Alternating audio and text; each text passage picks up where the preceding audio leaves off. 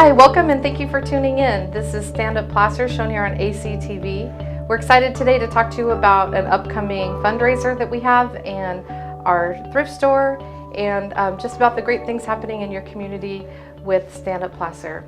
For those of you who don't know, Stand Up Placer has been around for 39 years, serving survivors of domestic violence and sexual assault here in Placer County. In April of 2016, we are also certified by the state to serve survivors of human trafficking. So we've had a lot of really amazing things going on in the last year. Our services have more than doubled. Our human trafficking survivors in 2015, we served 10 survivors. In 2016, we served over 100. So we've been really busy with those areas.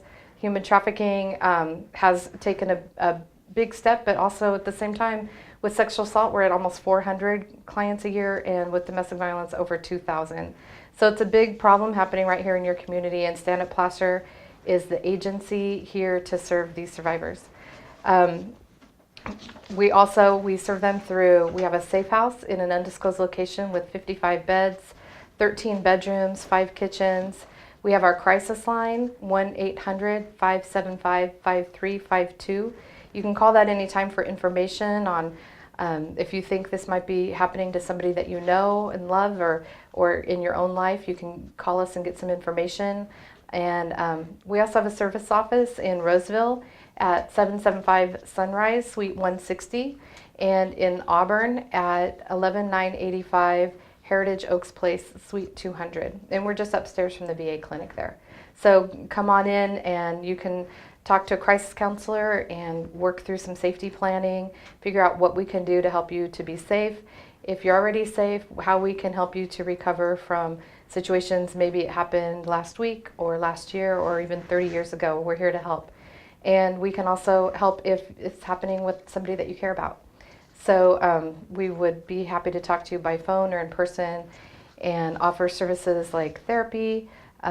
We help with court accompaniment, with restraining orders, divorce, custody, food, clothing, any of those kinds of things. So that is the difficult work being done every day by our amazing staff and volunteers. But what we're here to talk to you about today is our exciting fundraiser that's coming up in September. So I have with me Rachel Odell, our volunteer coordinator, and Garth Brooks, who is our director of marketing and development. So thank you so much for coming out. Thank you for having us. So Garth, can you tell me just a little bit about this event? What'll be happening and when is it and where do we go? So we have 2 fundraisers throughout the year, our big annual fundraisers. One is the dance, which happened in April, and another one is in September, which is Stand Up and Run. So this is the 7th annual Stand Up and Run that we've done. And every year it just keeps getting more and more fun, and we get more and more vendors. It's a 10K, 5K, and a 1K fun run. So you don't have to be a professional runner that's all very professional about their time and competitive in the 5K or 10K. We do have spots open for children, and you can bring your strollers and your dogs. A very pet-friendly, family-friendly day. So it's a great day. Seems like the weather is always really good in that time of year. So this year, I have my cheat sheet here. It's in September 30th at Maidu Park. And so we're back at Maidu Park because over the last couple of years we went to Sculpture Park, but we wanted to change it up a bit. So we have a great venue right as you pull into the main driveways right there on the right across from the ball fields. So it starts at 9 a.m. on that Saturday, and the registration opens at 7:30. But you can register early online because we have technology, and the best way to get there is to go to standupplacer.org and then /stand up and run. So that's our fundraiser we're doing. That sounds great. It sounds like a lot of fun. What about people like me? I'm not a big runner. I'm, is it super competitive? Is it for beginners? Okay, so you can come out and just have a good time. There's lots of vendors, so it's not just running, but we have vendors that are partners of ours and just community players, and you can volunteer, so you don't have to be a runner. If you're not a competitive runner, you could also walk or help out in a lot of different ways, and Rachel's going to tell you more about all the cool volunteer opportunities. But, you can be a vendor. You can also sponsor the run. You can, if you want to get a group of your friends at work, a lot of our companies that are partners and support us throughout the year bring employees So for example, Recology, they will bring one person, will sign up as a team captain, and then they'll get about 5 or 10 employees to come out and kind of walk as a team and have a great time as a group. We have refreshments there. We'll have like Starbucks and Jamba Juice and refreshment stations, and it's just a great environment to come out. So you don't have to be really competitive, and this is a great way to come out and support while you're doing something you love too. So yeah, it's very exciting stuff. That's great. I also have friends who are really competitive, though. Mm-hmm. So is there somebody who's a really competitive 10K runner? Yeah. If you're a hardcore 10K or 5K, I don't know if that constitutes hardcore, but maybe 10K. It's hardcore for me.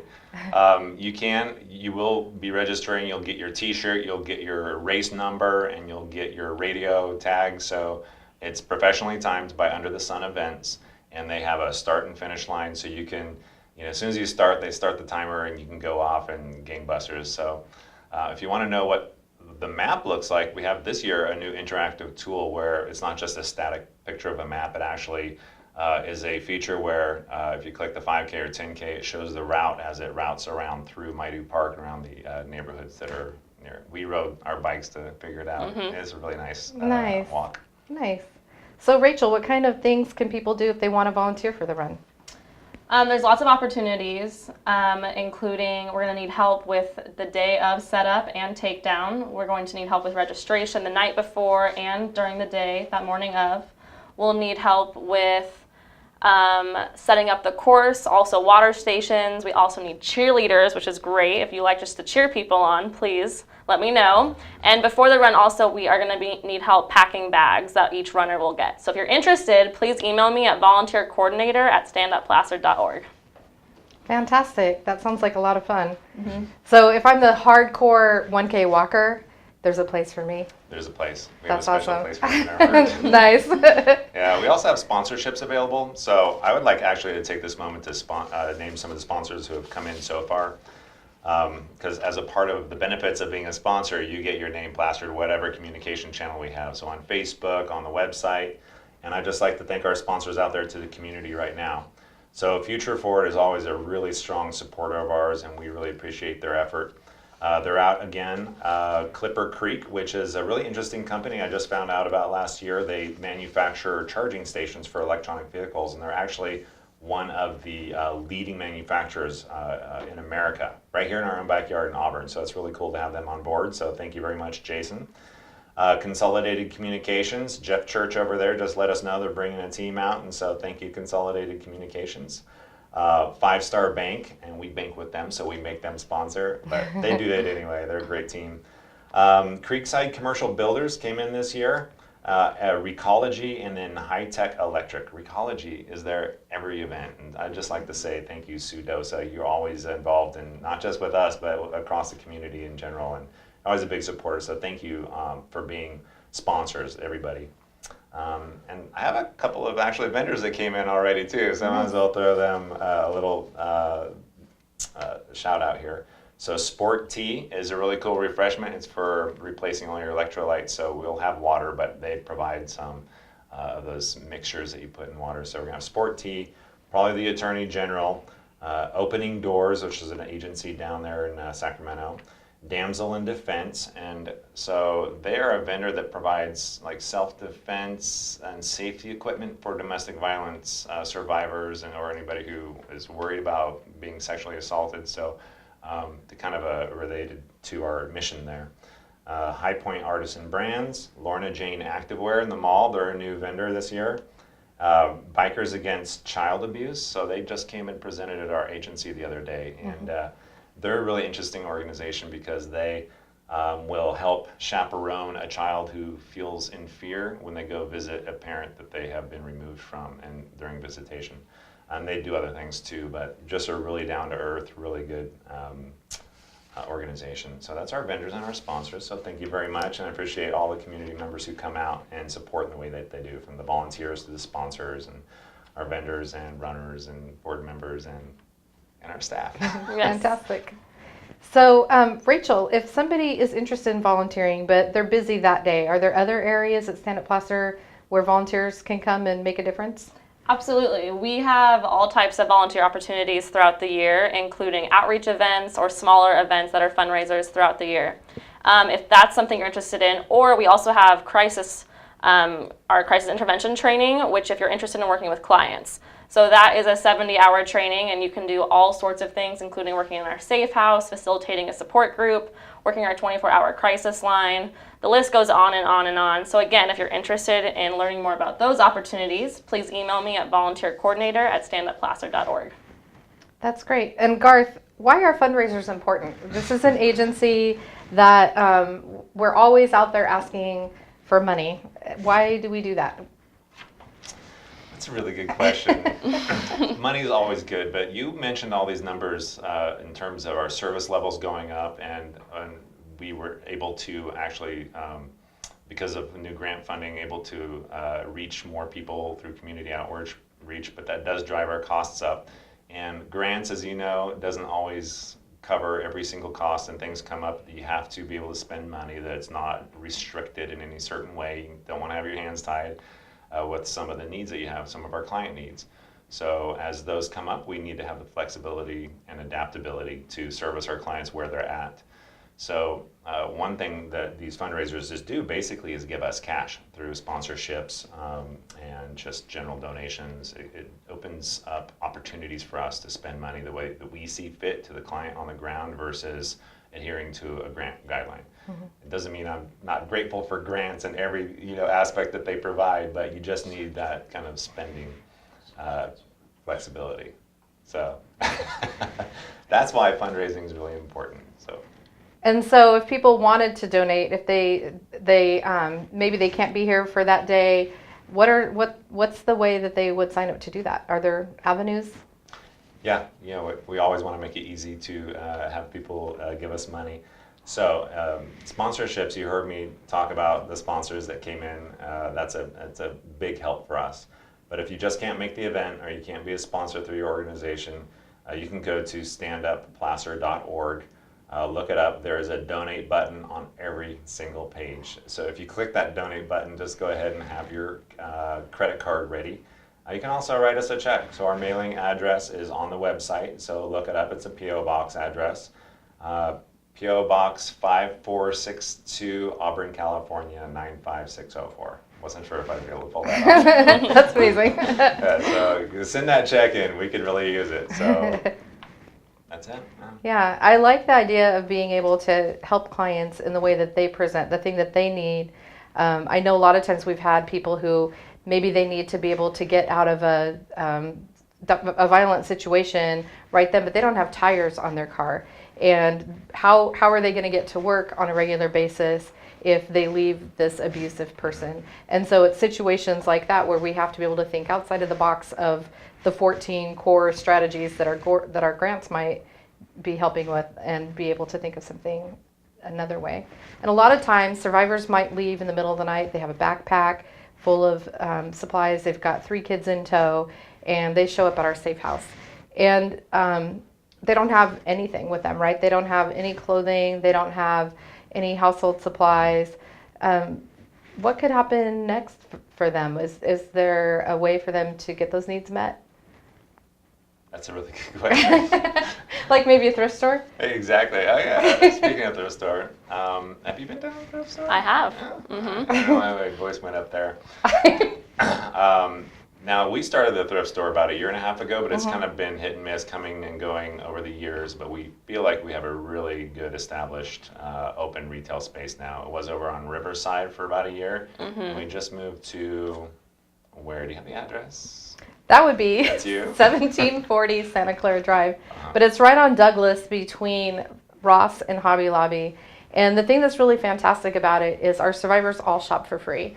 So if they've left in the middle of the night, they have nothing, they need to be able to clothe their children, or they're alone, but they need clothes, they need something to wear to court. And it's fantastic that they can go there and they can shop and they can pick out anything they want, and it's free. And a lot of them, so much of their lives have been controlled for so many years. They've never actually gotten to just go into a store and find their favorite thing in the store and go home with it. And so it's really exciting to me to be able to talk to survivors who've gone there. And I just heard a story the other day. Her abuser never allowed her to wear pink. He just hated pink, and she went to the thrift store and bought every pink shirt that she saw, or she got them for free. Mm-hmm. So it's really fantastic that our survivors are able to shop the style they want and the item they want, and it makes such a huge difference for them. But the only way they can do that is by generous donors who are willing to bring in their clothing, their gently used dresses or suits or pants or shirts or whatever, and then also household supplies. Everything you could think of that you needed the first time you set up house someplace, from anywhere from pots and pans to crock pot or spatula, silverware, really everything, and furniture too. And so when you get that new couch and you need to figure out what to do with your old couch, bring it on down, because it really makes the difference. And sometimes it's a life and death difference in the lives of these survivors. And you feel like, well, my couch doesn't make that big of a difference. We've sat on it for years watching family movies together. Now we have a new one and we don't really know what to do with it. It really does make a difference when survivors know that when they leave their situation, they're not going to have to sit on the floor for 2 years until they can get the money together to buy new furniture, that it's actually, they can get anything that they need. Mm-hmm. So I was going to add too is that it was actually a volunteer opportunity that we did when we moved the store. We had a team of volunteers come in. We cleaned out the old thrift store, moved everything into boxes, put them all in trucks, drove it over, unpacked it all, and volunteers, we had a great team. And the thrift store is also another place that volunteers can spend their time and donate their time throughout the year. So that does not require the crisis intervention training. We're always needing help, and so if you're interested in that as well, please email me. and it's a lot of fun. I've been in there, and there's always a lot of shoppers. Everybody's laughing. They're having a good time. And so feel free to come and shop, too, because we've got some great items in there. I shop there pretty often. Yeah. It's nice. So if they want to volunteer for that, can you give us your email address again? Definitely. So volunteer coordinator at standupplacer.org. Okay, that's great. And Garth, if they have any questions about the run, how might they get a hold of somebody for that? You can email me. It's the same format. It's garth@standupplacer.org. So email's best. And so again, our mission statement, do you think we could all three do the mission statement together?